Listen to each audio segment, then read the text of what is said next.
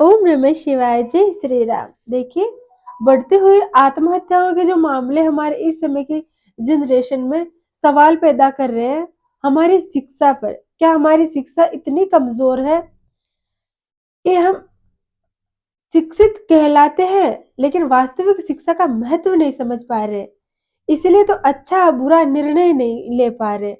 इससे तो अच्छे हमारे अनपढ़ माता पिता थे कि मुसीबतों के आगे उन्होंने कभी घुटने नहीं टेके, क्योंकि यही तो जीवन की असली सच्चाई है कि सुख और दुख ये हमारा बाद में एक उम्र के बाद में हमारा एक्सपीरियंस बन जाती है। लेकिन हम सुख और दुख को आज हम उससे लड़ ही नहीं पाते, घुटने टेक देते हैं उसके आगे, कमजोर साबित कर देते हैं खुद को। और ये गलतियां कहाँ हो रही है? दो ही चीजों की वजह से इस तरह के विचार आते हैं ना, कि ये जो अच्छाई और बुराई, या तो उससे बुरी कोई चीज हो गई हो तो फिर उसको इतनी गिल्टी फील हो रही हो, उसको अपनी गलती का ऐसा पछतावा हो रहा हो कि वो उसे लगता है कि बस वो मेरी इस गलती के कोई सॉल्यूशन नहीं है, कोई इलाज नहीं है, मेरे लिए सारे रास्ते बंद हो चुके हैं और अब मरना सबसे अच्छा है। तो उसका बस उसे उसे वही चीज दिखाई देता है, एक टारगेट, एक वो पॉइंट पर अटक जाता है वो। और अ, उसकी गलती के आगे उसका अपना जीवन जो इतना अनमोल है, उसे कोई बताए कि कितना अनमोल है, कितना महत्व है इस जीवन का, उसको वो इतना छोटा समझ लेता है उसकी मुसीबतों के आगे कि उसको खत्म कर देना उसको सबसे आसान और सरल लगता है। तो ये समझदारी क्यों नहीं है कि गलतियां हो जाती है तो उसका सॉल्यूशन भी होता है। वही दूसरा, या तो उससे गलती हुई तब ऐसे विचार आते हैं, या उसकी नजर में कोई दूसरे गलत होते हैं तब भी उसको ऐसी चीजें आती है कि मेरा अपना कोई नहीं है, उसको किसी से लगाव ही नहीं रहता है, कि उसकी उसकी कोई भी चीज को कोई सुनने को तैयार ही नहीं है। मैं क्या हूं, मैं कौन हूं, मुझे समझने के लिए कोई तैयार ही नहीं है। तो फिर मैं क्यों जीऊं, किसके लिए जीऊं? इस तरह के विचार आकर के फिर वो अंदर के हमारे भीतर अच्छाई और बुराई दोनों ही होती है। तब इस तरह की जो चीजें उसको महसूस होती है ना, ये बेगानापन, जो उसके आसपास के जो कहने को अपने मान रहे हो लेकिन उन अपनों से उनको अपनापन नहीं मिल रहा होता ना, उसकी मुसीबत में उसको लगता है कि मेरे मेरे इस अकेलेपन में मेरे साथ कोई अपना नहीं है, तब भी फिर उसको इस तरह के विचार आते हैं। तो उसके मन में फिर वो इस तरह के वो सुसाइड वाले ख्याल उस समय भी आते हैं।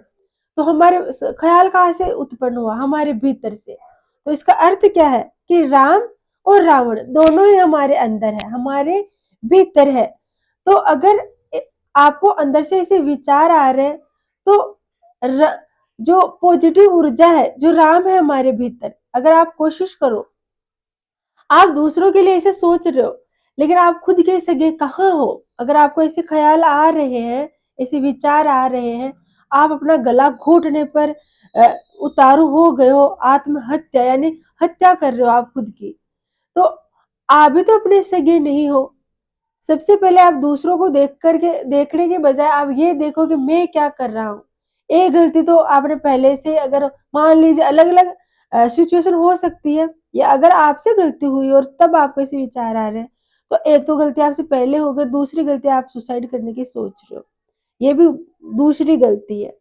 और अगर आपको ऐसा लगता है कि कोई मेरा अपना नहीं है, मुझे सबने मुसीबत में अकेला छोड़ दिया, तब भी अगर आपको ऐसा विचार आ रहा है कि मैं किसके लिए जीऊं, तो आप अपने लिए, अपना खुद के स्टैंड कहाँ बढ़ रहे हो? आप खुद भी अपने से गेन हो इस सिचुएशन में भी, दूसरे आपसे क्या क्या निभाएंगे? आप खुद ही अपने से गेन नहीं हो।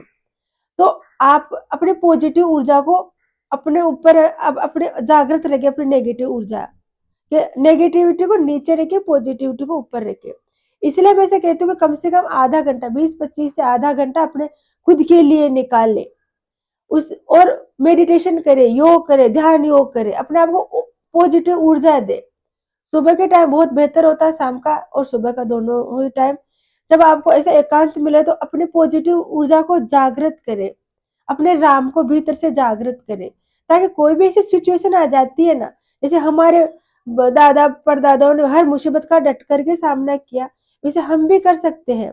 जिंदगी से बढ़कर कोई चीज है ही नहीं, बहुत अनमोल है मनुष्य जीवन, इसकी कीमत को पहचाने, इसे यूं हाथ से नहीं जाने दे। याद रखें। ओम नमः शिवाय। जय श्री राम।